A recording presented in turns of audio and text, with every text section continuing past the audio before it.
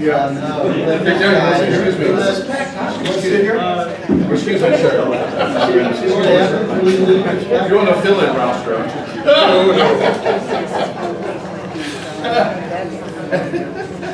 I've got some mail with your name on it now. You can keep it. Man. How are you?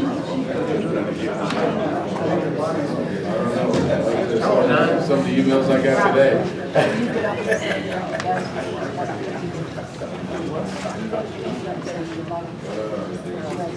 I hear you.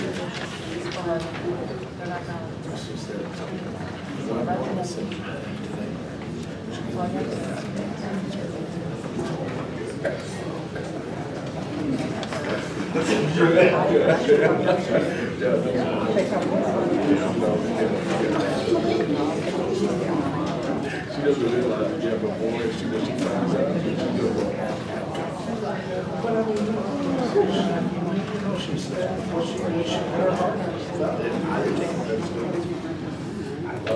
That way.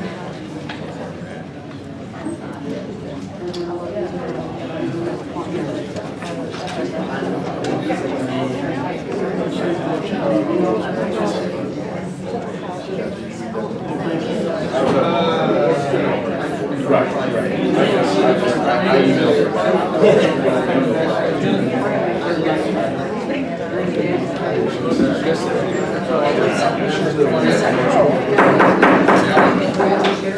Please stand for the pledge. Of the United States of America, and to the republic for which it stands, one nation, under God, indivisible, with liberty and justice for all.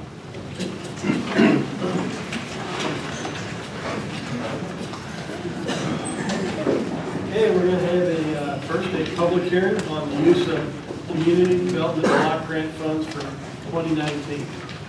Ralph, can you tell us it?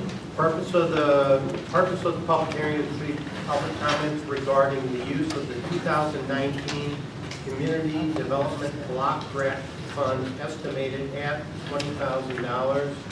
There is a sign-in sheet if anybody wants to record their name and address. There is also a handout there if you're interested in that. I will review the handout. National objectives. All activities funded by the CDBG program must meet one of the following national objectives. Primarily benefit low and moderate income residents, eliminate slums and blight, alleviate urgent, serious, and critical community needs that are of recent origin. Eligible activities are acquisition, public facilities and improvements, clearance activities, public services, interim assistance, rehabilitation and preservation activities, and subsistence payments. Over the last 21 years, the city has applied its CDBG money to the home improvement program and received $408,000. The program assists low, moderate income homeowners with residential repairs up to $5,000. As I had stated in the memo to the mayor and board, all available money has been committed and there is a waiting list for funds yet to be released.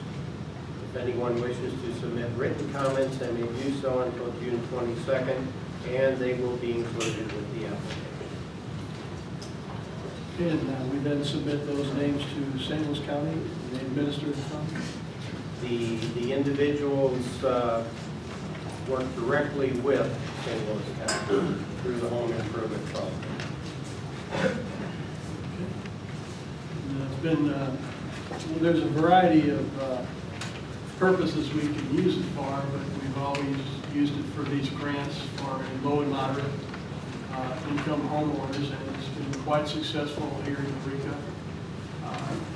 More often than not, it's senior homeowners who need some assistance with everything from foundations to wiring to even things like rotted decks and things that they can't normally afford to or fix on their own.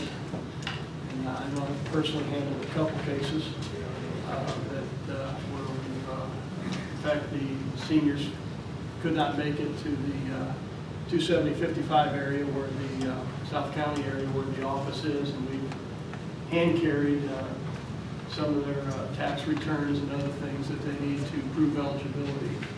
And I know several board members have individually helped some homeowners with that too. So it's been a good thing for Eureka. And I would suggest we carry on that same use for the home improvement program. Any comments from the board? Neighbor applied with them, just received notification. Any comment from the audience? Okay. What is the application process? So Contact St. Louis County Home Improvement Program. We have information and we put it on the, periodically we'll put it in the monthly newsletter, contact information, and you deal directly through St. Louis County with the application process, and they take it from there. great, thank you. Any other questions? Closing hearing. Okay, Ralph, roll call, please. Mayor Coffey? Here. Alderman Kiefer? Here. Razib? Here. Sir? Here. Perry? Here. Holloway? Present. Murray? Here. Aldermen are present. Okay, act on the minutes of June 5th, 2018. So moved. Second. We have a motion and second. All in favor, say aye. Aye. Opposed? Motion carries. Okay, the guest period is a special time each meeting during which individuals may introduce themselves and address the board on any subject they may wish to comment. After the guest period, the meeting is devoted to business on the agenda and subjects introduced by members of the board. Guests are expected to refrain from comment during this portion of the meeting unless recognized by the mayor. Okay, I'd like to get Sure. first. Thank you, Mayor. I appreciate it, and I appreciate all the aldermen for putting up with the handouts. I'm sure, and again, for the people that I talked to at great length this week, I appreciate your patience. And again, anything that you want to ask, I try to answer. I'm Lee Van Cabbage. I'm an attorney with the Best Friends Animal Society.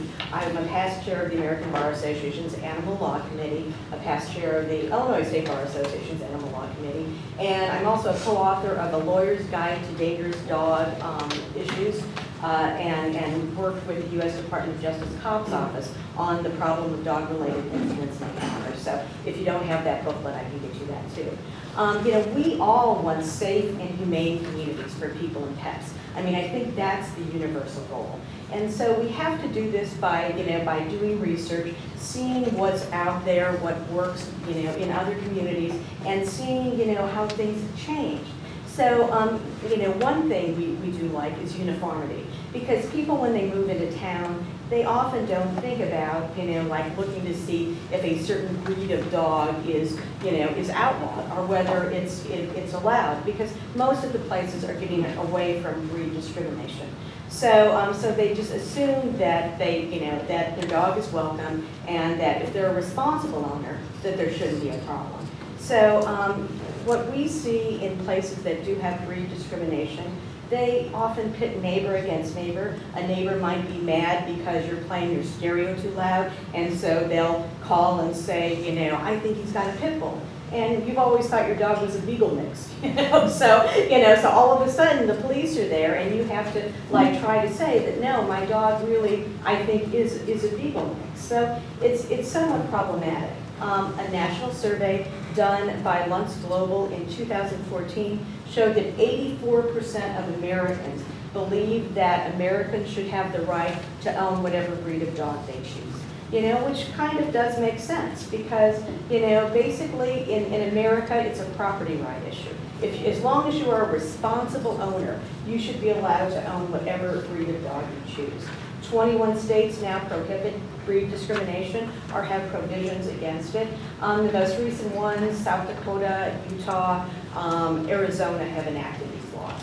The American Bar Association came out against breed discrimination, and they favor, which I also do, comprehensive, breed neutral, dangerous dog laws that have due process protections for owners and also that prevent reckless owners from owning pets. Because a lot of these people are recidivists. They'll train their dog to be mean, and then that dog will bite somebody, they'll take that dog, they'll kill that dog, and that person will just get another dog. That doesn't make any sense to me. You should stop that person from owning a dog in that city.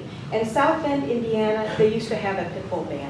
There, I showed their ordinance to the wonderful city attorney that you have, and it is really extensive. They did 18 months of research, and they got rid of their pit bull ban and enacted a habitual offender ordinance, which is quite comprehensive. So again, habitual offenders cannot own pets in that city again. There are, of course, due process protections. So Dr. Christopher Irizarry is a geneticist, and he basically said dogs of the same breed were selected for physical appearance, and that's why they look similar. But physical appearance doesn't tell you anything about their behavior. My grandparents came from 2 different countries. By looking at me, my last name is Van Cabbage. My husband's very glad I didn't take his name. So basically, Van Cabbage, you might think I'm German or Dutch. I'm half Italian and half Lithuanian. But I don't think that tells you anything about who I am. I think it tells that you have to judge individuals and dogs on their behavior. And I love this quote in Utah when a legislator got up and voted against, to pass the law against breed discrimination. She said, I've had a lot of kids and I've owned a lot of dogs. One thing I can say for sure is hereditary doesn't equal behavior in kids or dogs. And I think it makes sense. I mean, people are individuals. So the American Temperament Test showed that Pit Bull Terriers rank better than Golden Retrievers or Border Collies. But the best laws focus on the behavior of the dog and the behavior of the person. I mean, it's the content of your character sort of thing. But reckless owners should be held accountable. No exceptions, no excuses. Because they lead to bad dogs, and that puts everyone at risk. And we don't want that. So again, the focus needs to be on the owners. I think that the statistics show that from 2000 to 2009, there were 256 dog-related fatal incidents. And again, these are very rare. There are 83 million dogs in the United States. So our relationship with dogs is one that works pretty well. But usually each year there are about 30 really heinous attacks.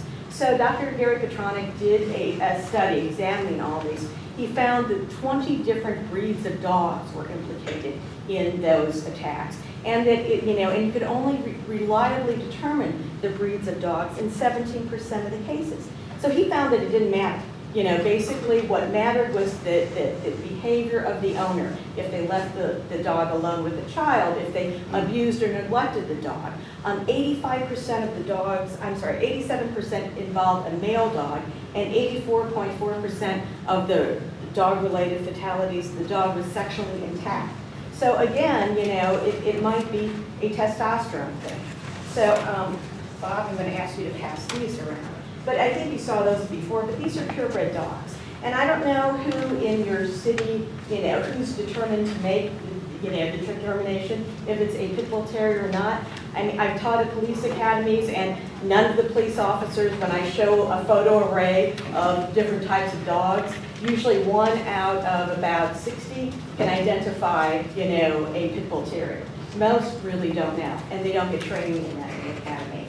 So doggy DNA has changed everything. But what I would suggest is that you do a nice measured, examination to try to update your laws, because it's been 12 years. It's time to re-examine them. And again, think about a good, comprehensive, breed, neutral, dangerous dog and reckless owner law. And, we can get you examples. I think South Bend is good. Highland Park, Illinois has a good one. Skokie, Illinois has a good one. Tacoma, Washington's is pretty good. So again, we want safe and humane communities for people and pets. I mean, it's a universal goal. So I thank you for your time. But, this is America. Responsible pet owners should be allowed to own whatever breed of dog they choose. It's that simple. So, any questions? Yeah, we had talked this week and then again tonight. And some of the things that we had talked about was like the dog park. Yes. You don't find it offensive or inappropriate if the city would consider banning Rottweilers and Pit Bulls from the dog park? I don't. I think that's it's a prudent move. I mean, you're trying. You're getting rid of the so people can own them. But again, going to a dog park, you just got a new dog park. I think it would be, if you wanted to be breed discriminatory or weight discriminatory, I think that's rational. Clayton, when they used to have breed restrictions on their dog park. They finally got rid of it, I think 2 years ago, according to the list. I can't remember. But again, they had it for a long time, and it, basically they got rid of it. But I think that's, a graduated step. And I do think, examination, looking at other ordinances and deciding, what's best for your community. But again, an ordinance that just targets a certain breed of dog, I want people protected from any dangerous dog. I don't care if it's a German Shepherd, a Doberman, or a Chihuahua. I don't care. I want people protected against any dangerous dog, and I want it based on behavior, and I want to stop the reckless owner from owning a pet. The other thing that Yes. the other thing that we talked about was, you firmly support the theory of not getting in a big hurry, doing your research, letting people make informed decisions, not just, rushing in and saying, oh, you've got to do it tomorrow, because you might end up with a worse ordinance than what you have. Yeah, I think, I think, basically, I don't think Chesterfield, when they repealed theirs, did it quickly. I don't think, Town and Country, when they repealed theirs, did it quickly. I think they, they did a measured approach, and I think that's good. I think South Bend at 18 months is a little excessive, but they came up with a really good ordinance. But it's a responsible dog owner ordinance, and it's like, what, 6 pages, 8 pages, it's a lot. But they did a good job. They did a really, really good job. So I know that you'll all be, thinking about it, doing research, and I appreciate the time. Any other questions? You mentioned Yes. that the majority of dog bites were from unneutered males. Yes. Do you recommend some type of neutering?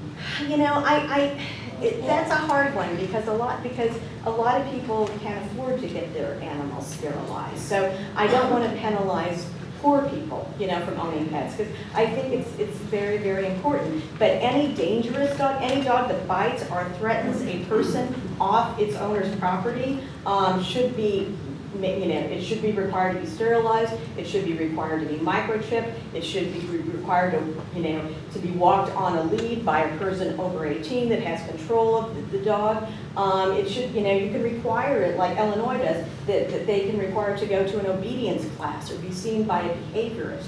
So, and again, like, basically contained when it's on the property. So there's a lot of things you can do, for a dog before it bites. A dog, again, that threatens a person off its owner's property, you need to take steps. It might not have bitten somebody, but hey, that's a time to get it neutered, to get, permanent ID, so they can't pull the switcheroo, because Sometimes certain breeds of dogs look alike, So, there's a variety of things you can do when a dog just threatens a person. Illinois has a state law, it's pretty good, and they have a potentially dangerous category, and vicious category. So, again, we want to protect everybody from any dangerous dog. That's the goal. I have a question here. So I realized with the information that you guys provided that dogs who are chained become more aggressive, especially if they're chained for extensive amounts of time. What about muzzling? Like and is there a way, I guess, off of the owner's property, That's one of the requirements, that if a dog has threatened a person or a companion animal off its owner's property, you can require it to be muzzled when it's, walked in public, or goes to the veterinarian, or whenever it's off its owner's property. And that's reasonable, as long, there's usually in the ordinance, there's something written in so it doesn't interfere with the respiration of the dog, so they don't die of heat exposure. Right. But basically, yes, I think that's reasonable. If for a dog that has behaved, and threatened, or if a person just lets their dog run at large on numerous occasions, I mean, that can be a huge problem to the community. So, so a lot of the ordinances now say if you have violated, like the dog's running at large on 3 occasions within a 12-month period, that's when you can't own a dog in the city for another 12 to 36 months. So basically the municipal court or administrative hearing officer could decide. But it's those sort of restrictions that protect people against any dangers. Yes, sir. Can you possibly address the fear of some municipalities about either having a breed ban law or considering getting rid of their law as far as litigation for the city? I have, and again, I get most of the legal alerts. I have never seen a case where a city has been sued for getting rid of a breed discriminatory law and enacting, a comprehensive law. Again, because you're going for more protection. You're going for, you're protecting the public against more dangerous dogs. And it's interesting because your ordinance, it doesn't even have the dogs, the breeds classified as dangerous. It just says you can't own them, but it doesn't say why. So it's really, it's very, very quite interesting, and I've never seen an ordinance quite like it. Okay, a couple more questions. Sure. I'm so sorry. Okay, so do you have a question? Oh, I'm sorry. Okay, so you feel as though, based on the information that we've been provided, that there is a good way for us to enforce a vicious dog law prior to any attacks, Yes. not necessarily Yes, of waiting course. until A lot of attack. cities do. Because I know And states. Yeah. Okay, I hear there's a lot of fear in regards to, that if and when a pit bull does attack, the amount of damage that can occur. And your research, you have a lot of experience in this as far as the amount of pressure and whatnot, and the damage that a pit bull can do versus, another dog. And again, a lot of that is old wives' tale. I mean, every dog has individual bite inhibition, and so when you talk to the canine behaviorists, they'll tell you that, some police dogs will bite very, very hard, and other, pit bulls might just do a little, a very, very little grab. So again, it's an individual sort of thing, but they have different categories of bites, and again, it seems like bite inhibition is an individual dog thing. But the factors might figure in, like if the dog's been chained, if it's been abused or neglected, if the owner has beaten the dog. So those are factors that, again, can Lead to bites, but as far as Yes. the pressure. No, of the that's an old wives' tale. Yeah, no, that's, no. But again, it's perpetuated, but, and where it came up, it's just fallacy. There's a lot of organizations, and I do feel for dog bite victims. I mean, it's horrible and it's scary, and again, nobody wants to go through that, but I don't want anybody bitten by any kind of dog, But again, bite pressure is not a breed determinant thing. Because there was a woman just, a few weeks ago that was killed by dachshunds. That's really was pretty horrible. You know, so any dog can bite, and we want people protected from anything. Yeah, thank you. Okay. If, just one question. Sure, of course. If we change our laws and someone gets bitten Mhm, by a pit bull, mhm. can that person that was bitten come back on the city? Again, I've never seen a case like that. And Clayton changed theirs, Town and Country changed theirs, Chesterfield, there's, you know, it would be thrown out. You know, I mean, it's, anybody can sue for anything, but I have never seen in any state, any judgment because of that at all. I mean, Kathy, in your research, have you found any judgments? Yeah, there's been a couple, and it wasn't because, and it's semantics, they didn't get sued because they changed the law. Right, They right. sued because they allegedly allowed a dangerous. See, that's it, and again, it was behavior based. So there was one case I remember that was involved a dog, a large dog, that was not, you know, I believe it might have been a Rottweiler in Texas, that the city had been called on like 3 occasions, it was by a school, and it did end up biting a child, and, you know, pretty severely. And so they got sued and they got a judgment. But again, they had reported it, you know, and the animal control folks, oh, it's 5 o'clock, and they went home, and the dog was left at large when the kids got out of school. So it was pretty well negligent. I guess one Yes. instance that was recently in the news was at one of the cities here that repealed their ordinance, which was Florissant. Uh-huh. A pit bull attacked 4 family members and 3 of them. Well, and from what I heard is that it wasn't, you know, and again, I don't know if DNA testing had ever been done on that dog. And I know the mayor was calling it a pit bull, but I don't know if it was. I mean, because what we see is in the newspaper, a lot of times, any short-haired muscular dog is deemed a pit bull, you know. So I don't know the circumstances of it. But again, I don't think that, you know, I don't see that indicates that their law is not working well. And I don't think Florissant, and somebody here might be able to tell me better, enacted something that was much more comprehensive, you know, like a reckless owner law. I don't believe they went that route. And I would think that that might be a very good thing to do. Okay? Thank you. Thank you so much, I appreciate Yes, it. thank you. Okay. Do we have any other guests with any new information? If you'd like to come up to the microphone.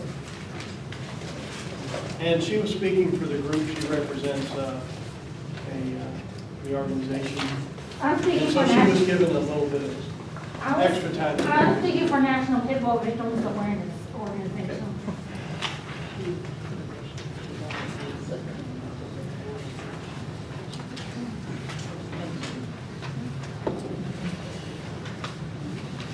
Thank you. Would you like to go to the microphone? Give us your name. My name's Dana. I'm speaking for National Pit Bull Victims Awareness Organization. As you probably are aware, last year pit bulls were responsible for 75% of dog bite-related fatalities, more than all other breeds combined, yet only make up 6% of the dog population. They also kill more than 30,000 other pets and farm animals a year. In St. Louis in 2017, pit bulls were responsible for nearly 40% of dog bites. Sure, any dog can bite, but very few are capable of inflicting a level 4, 6 being death dog bite. Pit bull advocates claim that Chihuahuas bite more. However, there's no national organization that tracks simple dog bites. And by the way, a Chihuahua has never killed anyone. And as previously mentioned, those were not dash hounds that killed that lady. The vet that euthanized the dogs determined that they were pit bull mixes. Pit bull supporters claim that they're misidentified. However, according to a study conducted by the ASPCA, shelter workers could correctly identify pit bulls 96% of the time, confirmed by a DNA test. And when it comes to legal grounds, for 25 years, appellate courts have ruled that a dog owner of organic intelligence can identify a pit bull. In addition to this, the high courts have ruled that scientific precision is not required when determining the breed. Also, in all dog-related fatalities, it's the owner who identifies the breed. And I think dog owners know what kind of dog they have. Another claim pit bull supporters make is all in the way you raise them.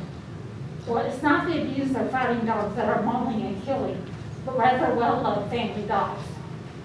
While in a small percentage of cases, bad owners are part of the problem, it's wrong to focus only on the owner and not also on the breed.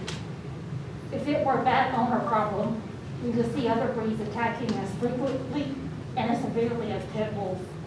Certainly other breeds have bad owners and are abused yet are attacking at the same rate. Actually, genetics plays a major role in behavior. For instance, collies herd, bloodhounds track, pointers point, labradors retreat. All these are inherited behaviors. Pit bulls were selectively bred for blood sport. And animal behaviors and geneticists agree that one can't love or train out genetics. Furthermore, half of all pit bull related fatalities are on their own owners or family members. I refuse to believe these owners raise their dogs to kill themselves or their loved ones. There are at least 11 peer-reviewed medical studies since 2009 that show a higher frequency of pit bull injuries than all other breeds of dogs. For example, one study at Atlanta, Georgia Children's Hospital found over an 11-year period that pit bulls were implicated in half of all surgeries performed and over 2.5 times as likely to bite in multiple anatomic locations as compared to other breeds. Pit bulls are a public safety issue. Half of all pit bull attacks are due to loose dogs. Children have been attacked or killed playing outside. People and pets have been mauled or killed simply walking down the street. Pit bulls invade homes, cars, fence in backyards, and in many cases have jumped off two-story balconies. Should the public be put at risk because pit bull owners can or won't contain their dogs? Are you ready to take responsibility when one of your citizens is attacked due to lifting the ban? Many cities had to deal with horrific aftermath after they repealed the ban. For instance, the Florida case. And that's not uncommon. There's been many cities throughout the United States that had problems that related to the ban. Okay, any questions? What do you represent? National Pit Bull Victims Awareness. And are you a pit bull victim? No, but I am in the support group. I do know a lot of people, and I've owned pit bulls before, and so I do understand. Okay. And do you have, were you able to email those pictures as well? Did you, okay. Could you by chance email us like the sources of those pictures? Yes. So we can kind of research that Okay. as well? And then just so you know, I know that you cited ASPCA in here. But I did just look up ASPCA in regards to like their stance on pit bulls and whatnot. And they say all dogs, including pit bulls, are individuals, treating them such, providing them with the care, training, and supervision they require, and judging them by their actions and not their DNA or their physical appearances is the best way to ensure dogs and people can continue to share safe and happy lives together. Is that something? Well, see, here's the thing is animal welfare organizations are not human welfare organizations, and human safety is not their first priority. And I emailed you guys tons of expert opinions, tons of geneticists, scientists, medical doctors, trainers' opinions on pit bulls. I can't go through all that right now, I don't have time, but. Okay. Could I have your name, please? Dana. Dana? Okay. Impeded as support for specific legislation. Okay. Thank you. Yeah, and I know I did look at some ASPC information, and they talk about various characteristics of dogs that, if you have this dog, you better be prepared for a high-energy dog, or you better be prepared for a dog that barks a lot, or a dog does this, or a dog does that. but they do seem to shy away from labeling any dog as aggressive. They just seem to not even address that subject well. Yes, I noticed that too, and, for instance, they want to deny that genetics makes a dog their behavioral characteristics. They want to deny that, yet they won't breed that certain dogs just exhibit certain behaviors, like for instance, like I said, labs, collies, or they'll admit that, they'll acknowledge that, but they won't acknowledge aggressiveness. Question, what percentage of pit bull mix? If it's 1% pit bull, should it be banned, or is it 5%, 10%? I can't tell you that, I don't have an answer to that, but usually it's like 25. It's usually if they look like it, yeah. Oh, and yes, and let me tell you. Yeah, tell me about it. Okay, this is a tactic that the pit bull lobby groups use. They put pictures of dogs in there that are rated, so the chances of it being a pit bull are very slim. They put dogs that are actually the American Stratford Terrier is actually a pit bull, so they'll put that in there with other pit bulls. And also, they will only give headshots and not like the full body. So it's hard to determine a breed based on a photo and not seeing the full. So would you guess at what percent of all dogs have 2% of pit bull in them? 2%? Yeah. I don't know. Yeah. It's hard to tell. You have to speak with a geneticist on that, a DNA expert. Thank you. Thanks for your time. Thank you so much. Do you have any other guests? Could I speak? Okay. We have a neighbor that has three. Can you give your name? Can you give your name? I'm sorry, Susan Flyber, L-E-I-B. We have a neighbor who has 3 German Shepherds. I regret not calling the police more, but we did finally get it under control. But the story is, they would always let their 3 German Shepherds out on the common ground to play Frisbee. And so my husband and my grandkids and I were walking to Schnucks. So we came back, the dogs came. We have a pit bull that his grandfather did, by the way, 13 years old. Came after the dog, and so we actually backed away and walked like all the way around the highway to come home. Called the police. Another time, my daughter was walking her dog, and the dogs were out. She didn't know, but she came back. The dog bit her in the butt, which I'm sorry we did not call, because they were right next door to her, so they were trying to keep the peace. And we finally, I think we made 2 or 3 calls. Finally, by the 3rd call, the police said if we didn't get a call back saying that they wanted to go to court, then it is resolved. If they would have not like paid the ticket, I guess, we assumed they got a ticket. In the meantime, then their next door neighbor, my daughter moved, and she was next to him, she had kids, he couldn't cut the grass, dogs were trying to get him through the fence, but the neighbor next to them, so she moved away. Their other neighbor begged them to do something because she's little grandkids, and they had to put a fence, like a wooden fence, next to their chain link fence. So I just hope that they get this pit bull thing straightened out, because there's more dangerous dogs than just pit bulls.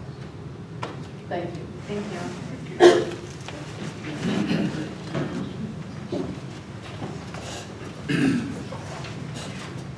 Hey, how are y'all? I'm Katie Bowling, B-O-L-I-N-G. Can I ask you guys a question? Can I pass this around and ask you guys a question? No, it's public comment. We kind of allowed the speaker of the group, but we're not in a debate, so if you'd like to present your... Okay. What is your last name? Bowling, B-O-L-I-N-G. So I just wanted to touch on the subject of raising your own dogs and breed rehabilitation, that sort of thing, because I know some people take on dogs and then decide it's too much for them and they have to rehabilitate these animals to go to a different home. I personally have mastiffs. There's absolutely no pit bull in them whatsoever. They're just giant babies. I am very familiar with the bully breeds. So this is my baby, if you guys want to pass that around. One of them. I just wanted to touch on the fact that I have had several mastiffs. If you hit the home button, it'll pop up. I've had several mastiffs, and my first mastiff that I ever owned, I got him when he was already an adult. And I knew that I had to be extremely careful with him because I didn't raise him the way that I wanted him to be raised. You know, I'm a big firm believer that get a puppy, raise it the way you want to. But that being said, all of my dogs that I have now, I live in unincorporated St. Louis County. I'm technically not a Eureka resident. But just right off of Lewis Road, where Peewee Farms is, if you guys know that. So all of my dogs that I have now, I have bred and raised on my own. And they are all just the biggest babies. I can take almost any of them anywhere. I have one female that I know that I can't take to the dog park or to the pet store or anything like that. So I'm a huge advocate for owner responsibility, you know what I mean? You just need to know what kind of dogs you have, and if you know that that dog shouldn't go to the dog park, don't take it to the dog park. Don't chance it. Don't do that to yourself or your animal or the public or anybody else's animal. You know what I mean? So that's kind of all I wanted to say. I'm very familiar with the bully breeds. I've never had any incidents with any of my dogs, and I've raised all of them, all the dogs that I have.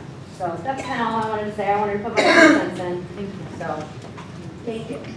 She's gonna keep your phone. That's fine. That's fine. I need to anyways. You want another one? I'll trade you. Thank you, guys. Thank you.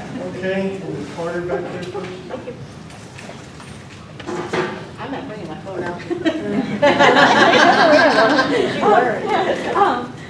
Hi, my name is Lori Matter, M-A-T-E-R, like, what's the matter? So what I wanted to say is, well, 2 things. One, I also agree with owner responsibility, and I have been bitten by a dog one time in my life, and it was a kind of middle-sized mix of, I don't even know what, nothing bully, but out in here. And it's a dog that I knew, the people that own it, I know. I see them regularly, the dog sees me regularly, she knows me, I know her. I was visiting, went to say goodbye, you know, went down for a kiss on the head, and the dog went, ah, and got me right on the face. Not a bully breed. And then also I wanted to say that I actually foster, not dogs, but cats, but I foster with a rescue. And the few dogs that we've gotten into the rescue that we've had to be cautious about how they're placed, or if they're placed with children or certain kind of families, or that can't go to dog parks and can't be around other animals. None of them have been the bully breeds. They've been, I don't know all my dog breeds, but they've been all other breeds. You know, and we've had a few. We've had a few pits in the rescue that have come in. Some were adults that were like mamas that we got out of animal control that, you know, that had their mama puppies, and, you know, they all been adopted, and they've all been fine. Nobody's been returned. You know, so, and the ones that were having a really hard time getting adopted out because they have such specific needs, none of them are bully breeds. So can I ask you then, in regards to a rescue? I know you primarily work with cats. Are you familiar with how, like, do they temperament test dogs and whatnot? Like, how do they determine whether or not an older dog, say a pit, is okay to place with children or is not? You know what I mean? Well, like, Doesn't that depend upon the rescue group? It would Some are depend more on the rescue, responsible, right? That's Yeah, true. some rescues are more thorough than other rescues. My particular rescue is, we're all foster home based, so the animal's living in a home with people. It's not in boarding, it's not in, you know, a kennel somewhere, they're in a home. So We know their quirks, we know their strong points, their not so strong points, you know. It actually, we also have, well, no, actually, staff. I mean, we're all volunteers, but we do have a trainer that, an official trainer that like evaluates. Okay. So, Okay. yeah. Oh, thank you. Great.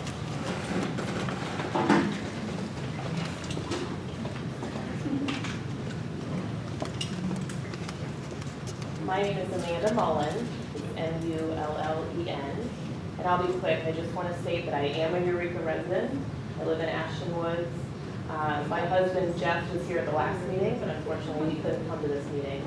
And we both would really like to see the ban changed into dangerous animal laws. That's all. Thank you. All right. Anyone want to guess? Something real, I promise I'll be very, very quick. You're on time. And go. Speaking, I mean, you guys have tons of information. You've been provided a lot of research from both sides. Oh, sorry, Jamie Tipp.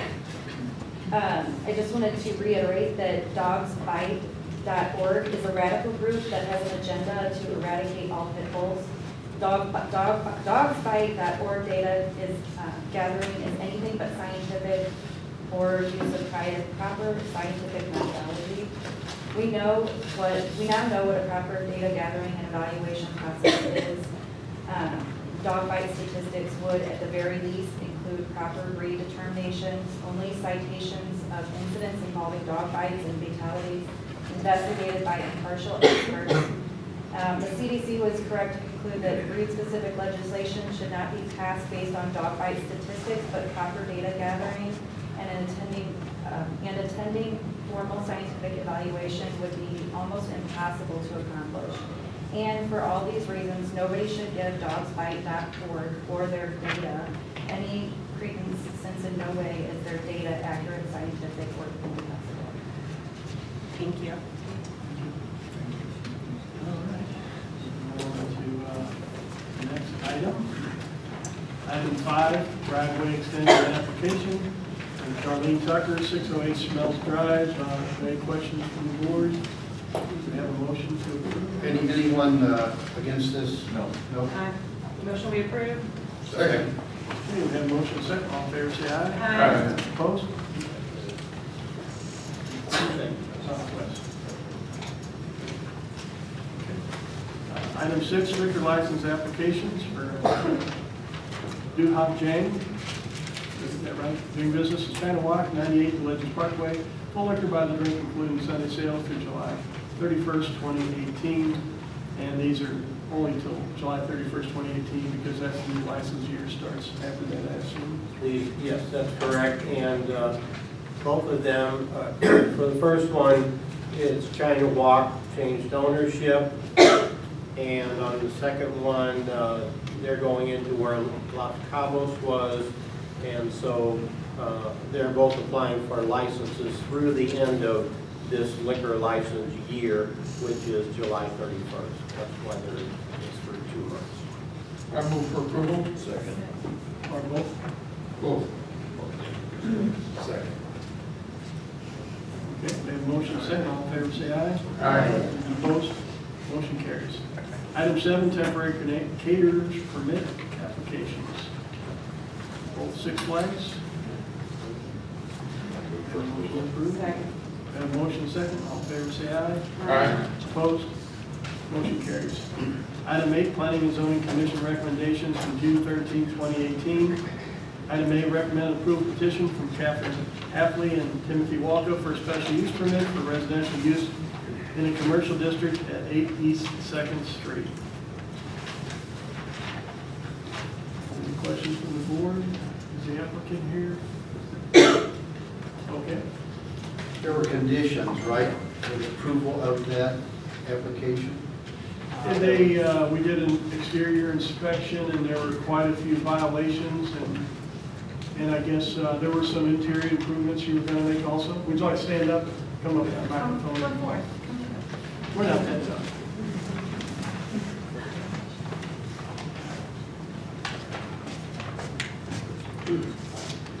There was no time restraint on it that I was aware of. In order to get the water turned on, I have to get the special use permit. So I just want to know if that was something that was able to be done, to get the water turned on, you know, to be able to clean the house up and paint, stuff like that. Utility water. Yes, sir. Okay. Are you in agreement with all the conditions that planning and zoning? Yeah, it's just makeup stuff, you know, stuff, paint, doors, windows, general stuff like that to the outside of the building. So then your request to the board is to approve the special use permit with the understanding and condition that you will comply with the exterior Yes. appearance list. And do you have a time frame that you want to propose to the board? 6 months? Is it cosmetic type stuff? Yeah, it's Are you changing anything inside, piping, fixtures? No piping, nothing like that, just drywall and paint. The thing that I'm concerned is, number 4 says repair or replace porch post that's not properly attached to the roof. Does that cause any, It's a little long that's out there. And what it is it can be just cut off and you want to put on. okay, is that something that can be done sooner rather than later as far as? In an hour, yeah. So Okay. can you get these things all done within 90 days? Yes.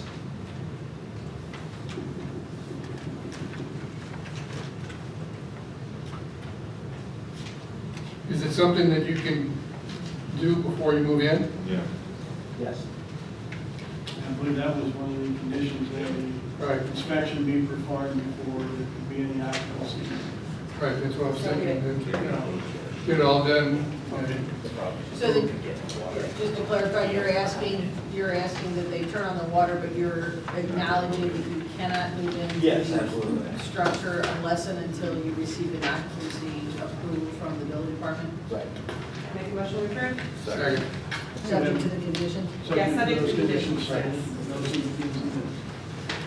Okay, was Yes. that also with the second, those conditions? With the second with the conditions and you can turn the water on in order to get things later. All in favor, say aye. Aye. Opposed? Motion carries. One question, is Mr. Waka going to be living there? No, Okay. I'll be living there once the house is done, yes. Okay. All right, thank you. Okay, item B, recommend approval petition from TERC LLC for amended planned commercial rezoning of approximately 1.7 acres at 75 Legends Parkway, legally described plat 2, Legends Conference Center plat 2, recorded in plat book 348, page 434 of the St. Louis County records. That is continued from 6/5/18 meeting, be item 9 below. Item C, recommend approval of a petition from TERC LLC for a special use permit for car wash at 75 Legends Parkway. That'll be item 10 below. And item 9 is bill number 2565, amending planned commercial zoning at 75 Legends Parkway. And that was continued from the 6/5/18 meeting. And Mike, go ahead. Good evening, I'm Aaron Kirch, North Packer Engineering. I'm here this evening representing TERC LLC.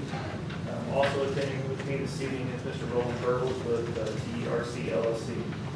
This evening we're here for you requesting approval of the amendment of the planned commercial zoning district to revise the use on this lot from a restaurant to a car wash.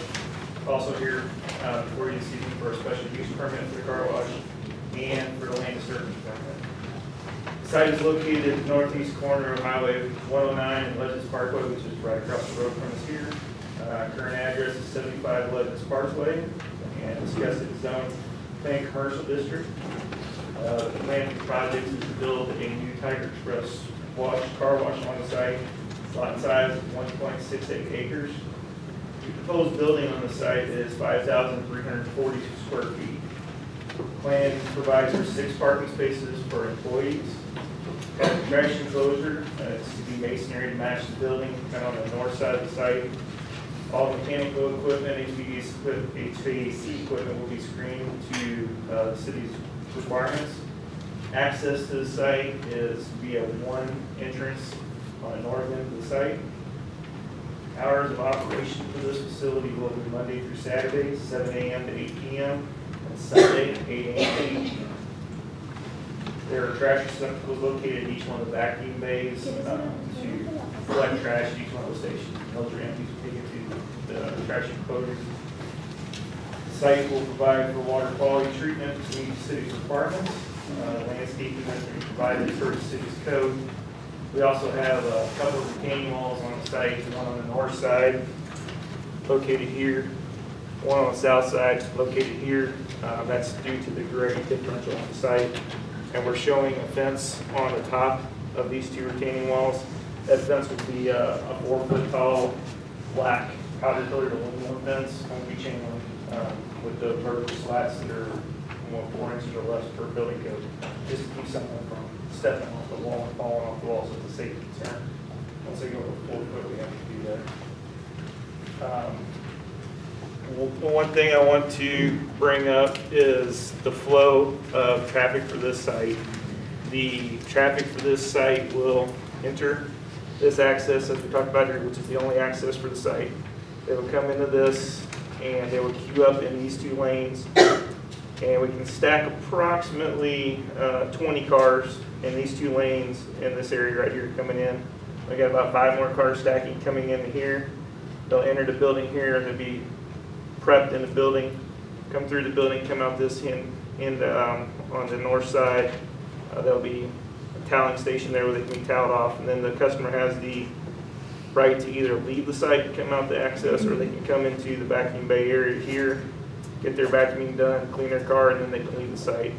This lane that you have here is strictly for a bypass lane. If somebody comes through, buys a gift card or something, and they don't want a car wash, or if they get in here and realize they don't want to wash and to get out, they can come out this way and come on around. How many cars fit inside the building? Approximately 5. So you can get 30 cars on site if they want to get a car wash without going out onto the parkway? Correct. This wash will do approximately 350 cars per day. A portion of this water for this facility will be reclaimed. The reclaimed water is used to in certain functions inside the car wash. It's not actually put on the painted surfaces and stuff of the car. It's used for under cleaning and cleaning of the trench drains and stuff interior of the building, but there will be some reclaiming as part of this project. One thing I want to bring up, June 5th is the last time we were here before you.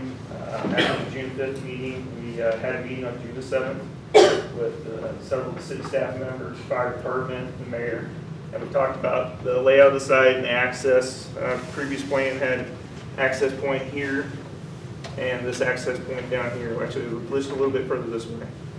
After the meeting, we understand the concern for traffic. So we took a look at this thing and we did a pretty significant change to it. Before, the drive lane was here on this side, then it was a building, then it was a vacuum bays over here. We basically took the whole thing and flipped it east to west.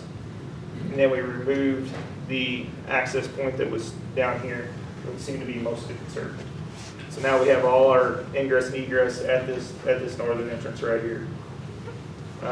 With that, I will open it to any questions you might have. Do you ever see an instance, even on your busiest day, that where you have the entrance now, that you would stack out into 109?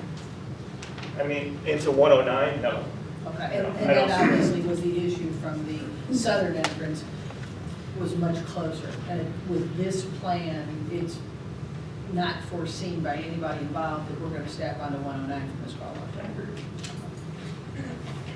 And also, I'd like to point out that I know the board tabled it because of those concerns, but also there's several school buses a day that service the apartments and service the daycare, as well as the 2 restaurants that we just approved the change of ownership tonight and their licenses. So there was concern about how that would interfere with the apartments is expanding. As I said, new owners, we have the timbers there, we have a daycare. So there was concern about that backup affecting them. But the way they have it set up now, there's obviously 2 roads that go through Legends Plaza. And this would be on the westernmost road, and anyone that has a conflict can go on that eastern drive that is in front of the daycare and in front of the restaurant, the new Camillus, so they can go through that way without being impeded by any difficulty. Wes, did you? Yeah, I just wanted to comment, I wanted to thank you guys for, redirecting this flow here, because that was the one concern I had at the last meeting. That's why I asked for it to be tabled, and I really do appreciate you guys coming back in a couple days later and redoing the flow, and I think it's going to work just fine for us. I appreciate it. Thank you so much. I think it'll work well. I just have one quick question. A couple of residents have asked me, Tiger Car Wash, and they said that there's been built yellow buildings and whatnot, but you said masonry. Is that? So this building will be masonry. It will have earth tone colors on the block. There's a couple of elements, which are here and here that are taller, and the logos are obviously yellow. For the color, the lettering on the building is black and yellow, but the building itself will not be yellow.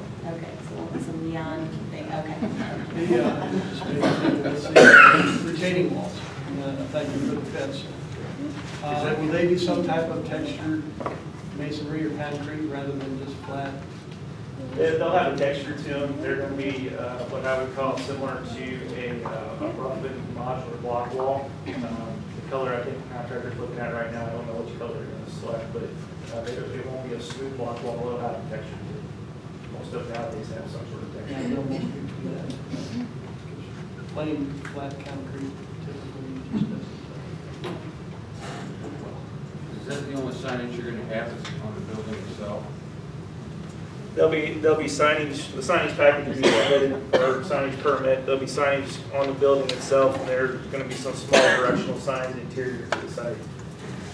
My understanding, you also allow two ground monument signs, I believe, to the site too. I have to read the code. I have to look. It's It's either one or comply two. with the code that's already in place for that shopping center. I don't know if you guys are going on the large sign or not. I don't know, that's something that we have to work out here. And I believe from our meeting, you guys expect to have this completed well before the end of the year in operation. That's the plan, yes. Hope there are no other concerns, and approve. Read it for the first I'll read it for time. the first time for a short time, sorry. Bill number 2565. Second. Been motion second, all in favor say aye. Aye. Opposed? Motion carries. An ordinance amending a portion of Legends Corporate Center Plan Commercial Zoning. I move we bill number 2565 for the second time by short title. Second. Been motion second, all in favor say aye. Aye. Opposed? Motion carries. An ordinance amending a portion of Legends Corporate Center Plan Commercial Zoning. I move that we read bill number 2565 for the third time short title. Second. Been motion second, all in favor say aye. Aye. Opposed? Motion carries. An ordinance amending a portion of Legends Corporate Center Plan Commercial Zoning. I move that we adopt Bill 2565 into ordinance by roll call vote. Oldenburg. Yes. Holloway. Yes. Barry. Yes. Sir. Yes. Brazil. Yes. Kiefer. Unanimous in favor of the count. Okay. Two. Bill number 2565 will bear ordinance number 2452. What do you guys go at it? We got these special use Oh, the special use permit. and the land use. Yeah. I'll just keep waiting in case you go. Okay. All right, item 10 is consideration for special use permit from TRC LLC for a car wash at 75 Legends Parkway. That's continued from 6/5. Just need a motion for that. Second. Okay, we have a motion second. All in favor, say aye. Aye. Opposed? Motion carries. Item 11, land disturbance permit application for TRC LLC, 75 Legends Parkway. If you look at the drawing, you'll see all the required detention areas to the newest code we've adopted are present on the site, and they meet those regulations. Move for approval. Second. Okay, we have a motion second. All in favor, say aye. Aye. Opposed? Motion carries. Thank you. I would just like to say that I appreciate the fact that you guys are reclaiming the water. Is that like the gray water type stuff, basically? Yeah, Okay. it's essentially, yeah, reclaiming some of it, yes. So I appreciate that. And you guys, I know I'm familiar with this, but I guess for the news, you sell monthly memberships as well as single car washes. That's correct. And, what is the price for those? I'd have to ask. I know they're pretty reasonable, and you also assist fire departments and police with washing their vehicles for a reasonable rate, I believe, so we appreciate that. I know we've sent our cars to the Fenton location before they get done. And, Chief Wiegand speaks very highly of you. And, we appreciate you coming to Eureka. Good luck. Is this the $3 car wash off of, is that basically gonna be, so you're gonna have a $3 option here too? We won't have a $3. What?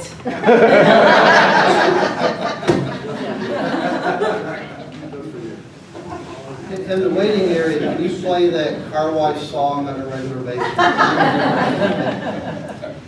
All right, thank you. Well, we won't harass you anymore. All right, that's fine.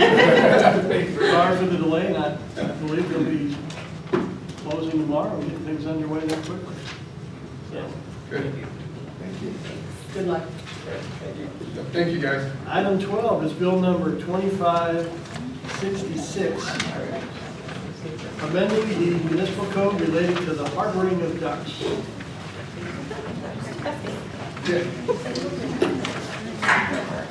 Well, they're not vicious. Depends on the document. So, this requires PREIS. I live in Augustine Heights on the border. I received a notice back in April. They honestly didn't think to ask permission because I've seen people in the area with chickens until I received a letter that I could have them. So they're currently not on my property. One's still on my friend's farm until I could get a permit to bring it back onto my property. I had an existing garden area in my backyard when I bought the property 3 years ago, and we enclosed it in. We put, an enclosed fence. It actually complies with the section 4.1 for chickens. They don't. So it's this little garden fencing area back here that's just enclosed with one portion of. And then we put like this little 4x3 layer. So it's completely enclosed, their wings are clipped, they can't go anywhere. This is test, there's just 2 of them, so we're completely open to having the place inspected and paying for the permits that are required, so we just want to see if we can. Do you like eat duck eggs and stuff? Is that? We do, I had them as children, we lived in unincorporated St. Louis County as kids, and we raised ducks, and they do lay eggs, and they're very good. So. At our farmer's market, you can get duck eggs. They're very, very good. Yeah, you save money where you can.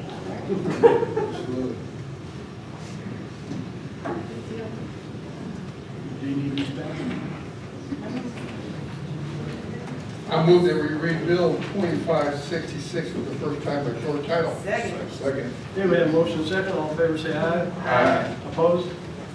Motion carries. An ordinance amending chapter 4 of the municipal code to provide for the harboring and raising of ducks. And I move we read Bill 2566 for the second time by short title.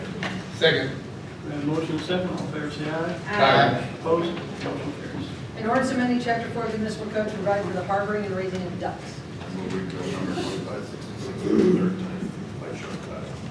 Second. We have a motion second. All in favor, say aye. Aye. Opposed? Motion carries. An ordinance amending chapter 4 of the municipal code to provide for the harboring and raising of ducks. I move we adopt Bill 2566 into ordinance by roll call vote. All in Second. the last motion. Roll call. Aye. We didn't say. Did you say it? Okay. So, all in favor, say aye. Aye. Opposed? Aye. Motion carries. Thank you very much. Okay, now you have. Sorry, I apologize. Yeah, that's got to be up there. All right. Bubba Kiefer? Yes. Brazil? Whack. Yes. Mary? Holloway? Yes. Murray? Yes. Vote unanimously in favor of adoption. Bill number 2566 will bear ordinance number 2453. Item 13 is resolution number 619, 18-1. amending fiscal 2017-2018 budget. This is, of course, to bring expenditures into line with actual expenditures done in amended budget. A resolution to amend the fiscal 2017-18 budget to reflect actual events which took place during the 2017-2018 fiscal year. Resolution number 619-18-1. Second. Okay, we have motion second, all in favor say aye. Aye. Opposed? Motion carries. Special use permit reviews. Recommend approval by the Judge Rep. So moved. Second. We have motion second, all in favor say aye. Aye. Opposed? Motion carries. Item 15, off-site parking and/or storage permit review. So moved. Second. Have motion second, all in favor say aye. Aye. Opposed? Motion carries. And on these special permit reviews and off-site parking for the audience, special use permit reviews are usually required for a lot of businesses that may have unusual traffic patterns, certain needs, and off-site parking. Sometimes we always like to review that because we want to obviously control those areas that people utilize off-site parking or storage, so that we do not have Eureka become a storage facility or a citywide parking lot for other uses. So we review those to make sure that they're proper and do support and follow the ordinances of the city of Eureka. Okay, item 16 is consideration of 2019 CDBG funds application. It's Community Development Block Grant Funds. Move for approval As presented for the home improvement program. Second. Okay, we have motion second. All in favor say aye. Aye. Opposed? Motion carries. Item 17 is bills for approval. If there's no questions, I move to pay the bills. Second. Okay, we have a motion. Yes. All in favor? Aye. Opposed? Motion carries. Item 18, recurring bills for approval. Questions? If there's no questions, I'll move to pay those two. Second. We have motion second. All in favor say aye. Aye. Opposed? Motion carries. Item 19. Yes. Okay, item 19, call for closed session, discuss current litigation, litigation, personnel, and real estate matters. We have a motion and a second. All in favor say aye. Aye. Opposed? Motion carries. Item 20, mayoral and aldermen comments and reports. We'll start with Alderman Berry. Appreciate all the work done on the information from Kathy and everybody involved with the dog ordinance and look over it. Go from there. Everything else is good. I too appreciate all the hard work that has gone into this, the efforts. And if there are some people that are in the audience and have not gotten a response from me, there are quite a few that I've come across. And so eventually I will get back to you, but I appreciate your efforts, and we'll move forward. And I would also like to add to that some have sent their emails to Mr. Sabo and all those he has distributed and forwarded to the aldermen. So everything that everyone sent has been, whether it went directly to the aldermen or to Mr. Sabo. There were a few people that didn't have the emails of the aldermen, so those were all forwarded by Mr. Sabo. So everything you sent is being reviewed by all the board members and myself. Anything else? Good? Jerry, good? I'm good. Thank you, Gary. Again, there's a lot of information, so thanks for your patience. And then the only other thing would be, do we know about the AT&T, how much longer it's going to take to move that fiber? No, I don't know. I stopped and looked at the number of connections in there, and it's mind-boggling that they can fit that many connections in one box. I can stop tomorrow and see. Well, I'm just curious, if we're gonna be finished before our Our deadline, deadline, and that's, I believe so. okay. That's the plan. Well, I guess grass seed was reasonably raised and whatnot, so. And as I said, people with these upcoming rains will see some water standing on the trail areas. We do plan to put in drainage areas as necessary in that. And of course, people that didn't know the last meeting, the board approved moving forward with the buyout of those first 3 homes that are next to that trail. They were flooded on the living floors, and all 3 of those individuals have agreed to the buyout. There's some T's to cross and I's to dot on that, so it involves some federal funding and some other application processes, but the board has voted to move forward on that. So we'll see if all that meets the final cut of the federal funding. Not cut, I mean, cut, it's 4 cents, but, so we'll see. We have quite a bit of confidence that we meet the standards. It is by no means always certain with some of these grant applications. Okay, Alderman Kiefer. I'd like to thank the Public Works Department for, I requested about patchwork on Eureka Road, and they came down several streets in Ward 2. I don't know how far it went around, but huge job, really did it. Eureka Road will be dealt with in this time. Everything was great. Thank you. I believe it's in the budget, the upcoming budget could be as early as this fall, or possibly spring, to overlay Eureka Road that was requested. I know the 2 aldermen here in Ward 2 had requested that I make sure that was in the budget, and I talked about that, so. Well, unfortunately, the worst sections are in Southwest County, so Yes, we have to work with them on that. as you go over the hill, it changes from county to city, city to county, and back county to city because of the annexation patterns that were done in the past. So once you get over the hill, it requires a hodgepodge of different, I guess, interactions with St. Louis County. And all I can say from the point of the top of the hill down to the PNC and the Augustine Road intersection, that's what we're looking at. We might laying out. So you're just going to mill it over on the city's properties? Yes. Because it's like 3/4 way up the Right, yes. And we'll be looking at the others. We can bring that as we get some type of agreement with the county to move forward, but we will not let an agreement with the county hinder our fixing all of it. That is completely in agreement.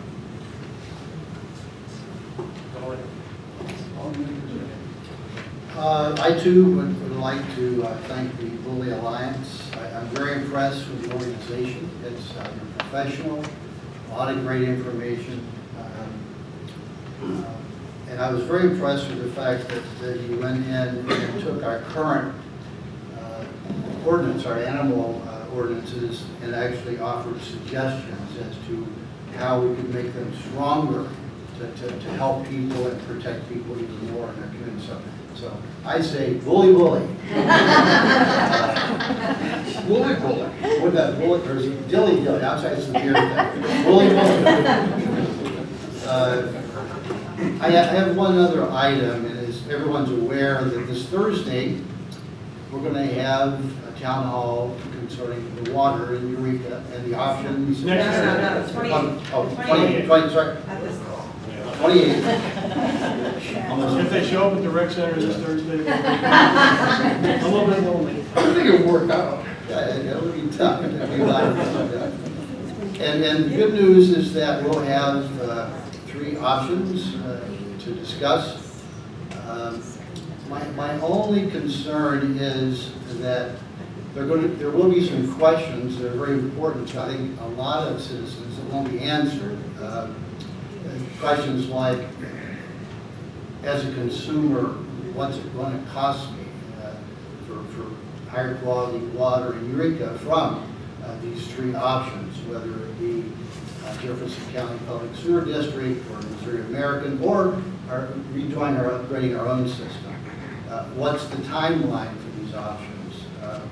What will be the expected quality of the water for those options?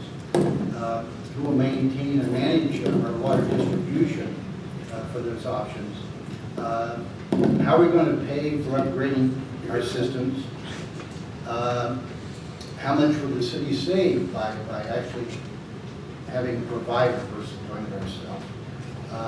And what is the city going to do in the meantime about our water quality?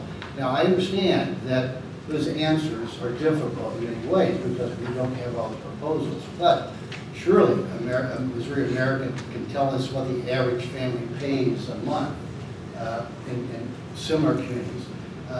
Jefferson County Public Service Sewer District should be able to do the same thing. They have other districts they have put together. So, and I asked Mr. Sabo, will we have these answers in my daily emails to him, which I do drive him crazy. But I would like to ask if the board and the city indeed ask for some of this estimated information so that we can move beyond just a repetition of the last meeting we had with the board meeting where we're going to talk about impurities and all the things and what we put and so forth. And that's important. It's important that the citizens get to ask the questions, which they didn't last time. But I would like to see that we have some of these answers for these questions because I think that's what most people care about who live in Eureka.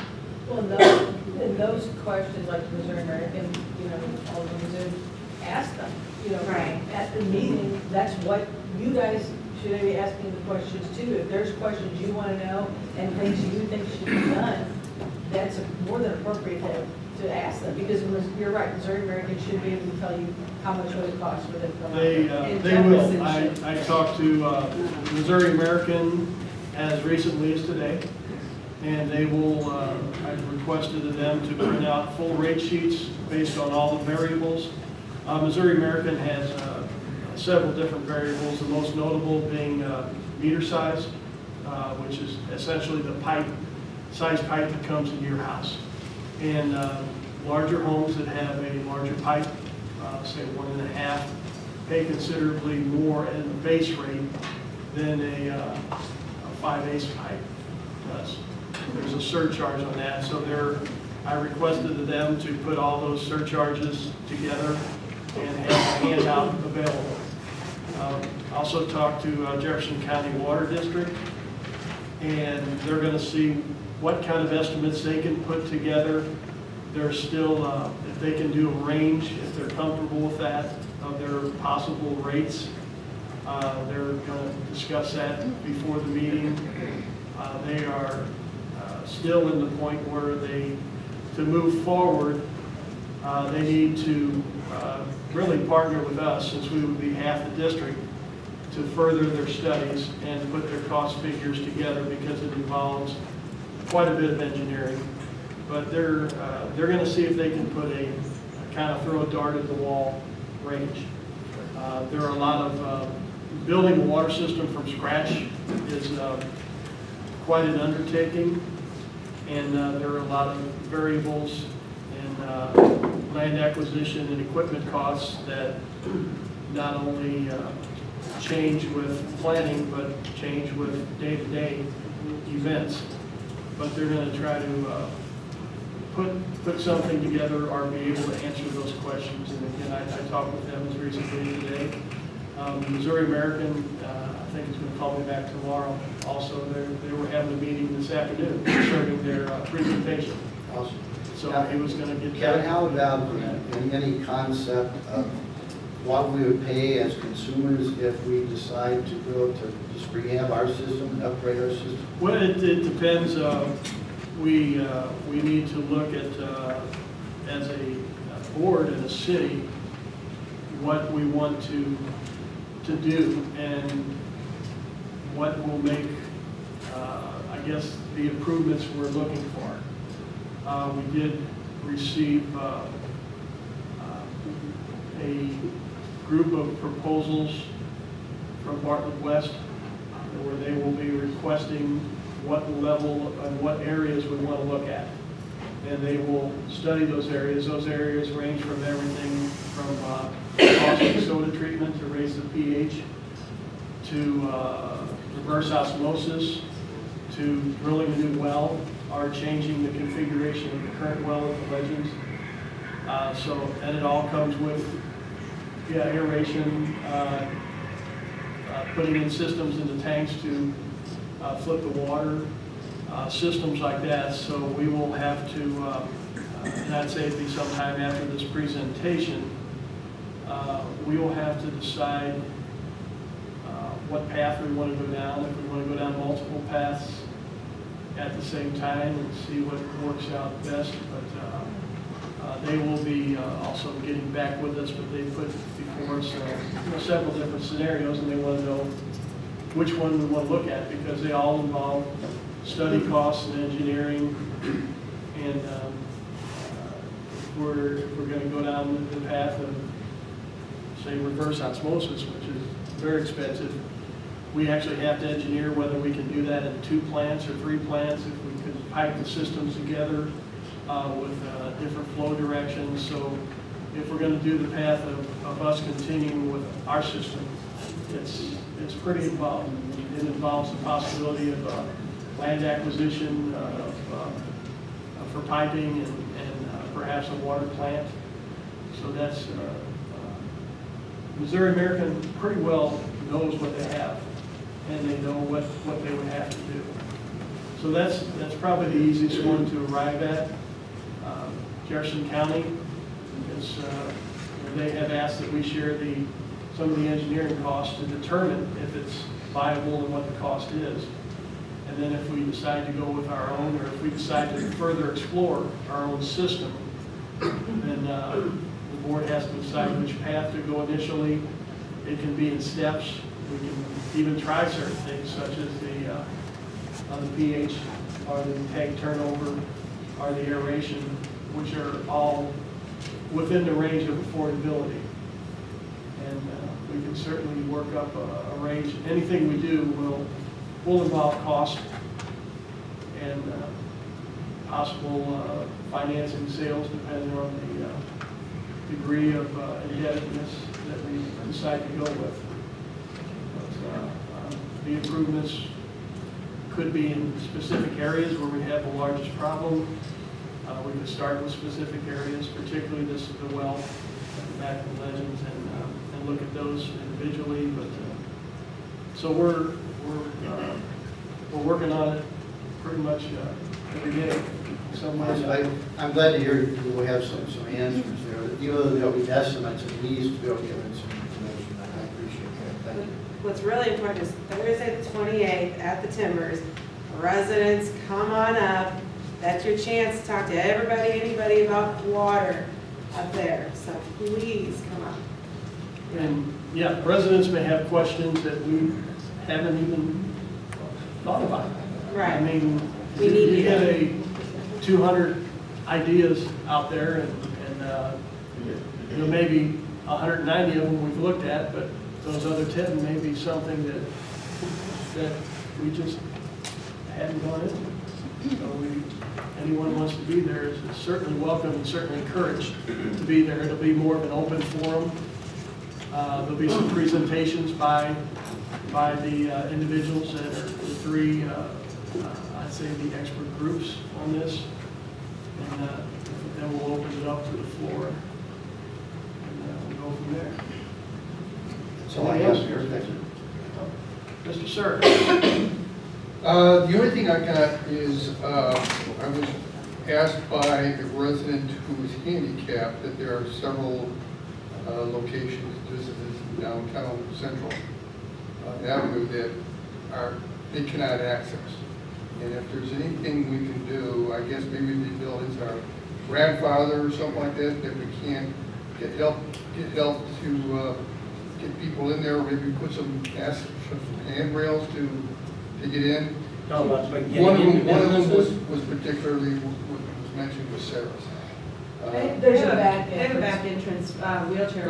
Yeah, perhaps we should do some signage. No, it goes through Well, their hall. well, maybe what we do is we need to put some signage up, let people know where they can go, because I know, I mentioned to that individual some of the other locations where they did have sign, back rear entrances, but maybe they don't know where some of them are, so we need to make sure that people are aware of that.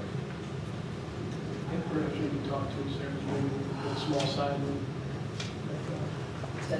to let people know that it is fully. Well, this particular individual is not in a wheelchair, but she even commented that if there was just another little handrail that she could get to on that first step, she could then get up and go in the front door. Staff can contact Sarah and talk to her. Okay, Jim. I have one more thing for you, I'm sorry, while these lovely people are already here, I know. I'm still looking for help for a national night out on August 7th. So any, basically like community block parties for, Augustine Heights area, for Hilltop, for Elk Trails, or we can do it by ward, just Ward 1 block party type thing, Ward 2, Ward 3. I'm looking for help, so if any of you lovely people would love to help me on that, reach out to me, please.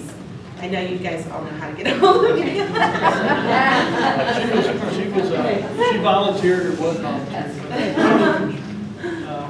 So thank you for doing that. Also, I'll let the board know, I believe Greg informed everyone. We're looking at a couple different sites for our police facility. We did some study and some engineering on the site that was adjacent to the current rec center. That site, we have determined will not work for the new police station. The cost of site preparation is simply astronomical. Yeah. We looked at moving even as much as 45,000 cubic yards of material, and that doesn't even touch the needs we have. So the site that remains is the site just right across the drive here, across the drive from the current police station. So we will, if there is no... Any other sites we looked at? We... Maybe something more visible from 44 that makes Eureka a more welcoming community where you see a not that we currently own. something that's for sale, maybe. I understand there's a site owned by the state that's for sale. Where is that at? I'm not quite sure. East Fifth, that site is extremely challenged. Yeah. Yeah, that is a very challenging I'm just site. wondering, have we looked at other areas besides these two as possible sites for the police station? That's my question. We primarily focused on sites we already own to keep the cost down, obviously, and hurry the pace of construction. We could look at other sites and report back at the next meeting if we wish. Oh, I would that'd be say great. this is the most- The other thing that they were trying to do was stay second or third tier, so as not to take prime sales tax sites. That's one of the other lists that the committee looked at. Yeah. And this way, if we had a city planner that looked and said, okay, here are some sites that would be great for your town hall and maybe your police station, and maybe your future town hall and so forth, so that maybe we're looking a little bit further in advance versus just looking at two sites. Yeah, we had the initial discussions of sites, and really for purposes of access and building and affordability, and as well as Craig said, tier 1, 2, or 3 sites.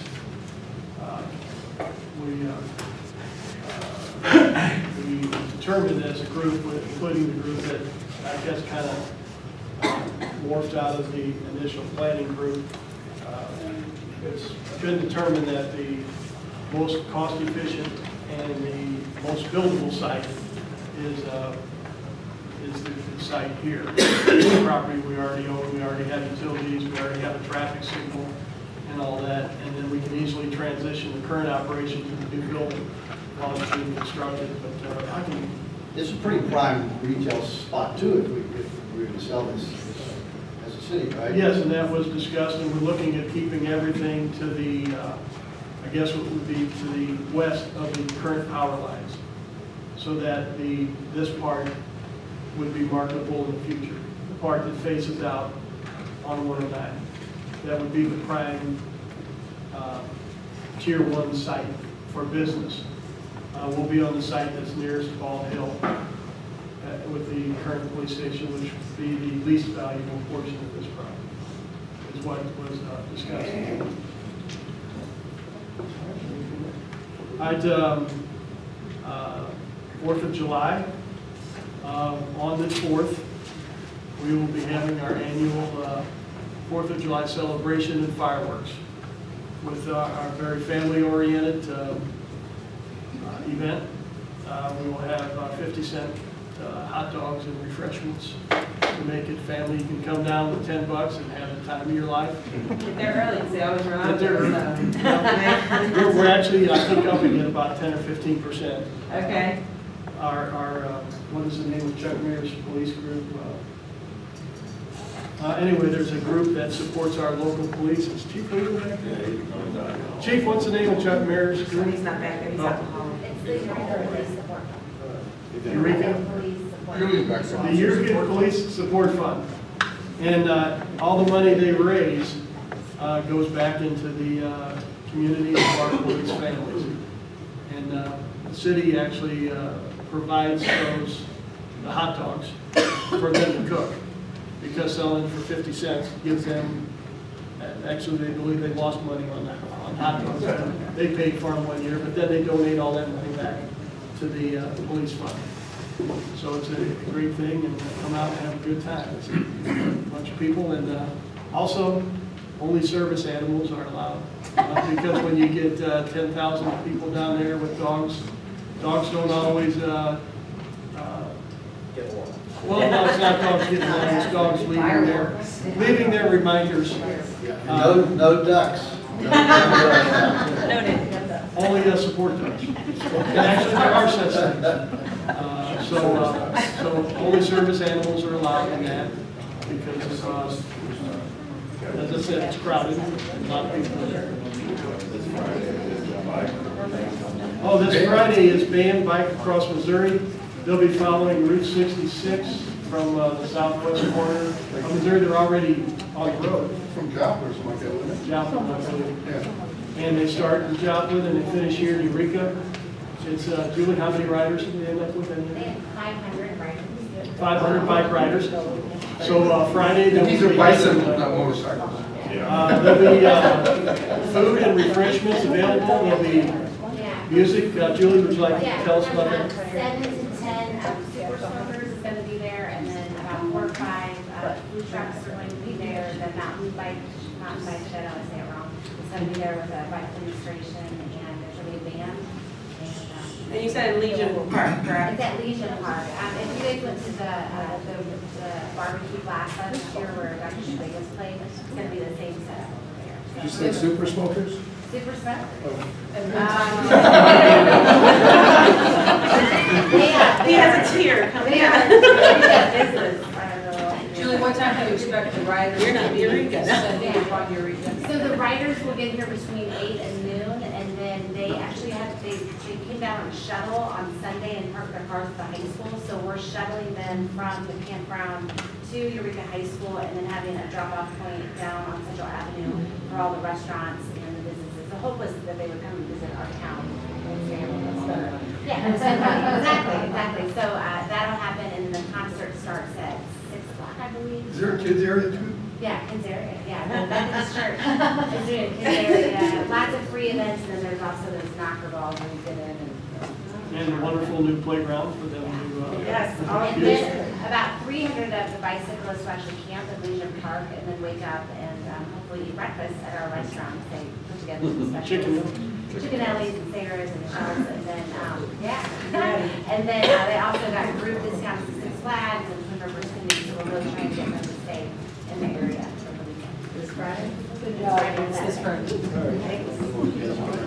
Okay, anything for staff? No, we'll take charge. Saturday. Thank you.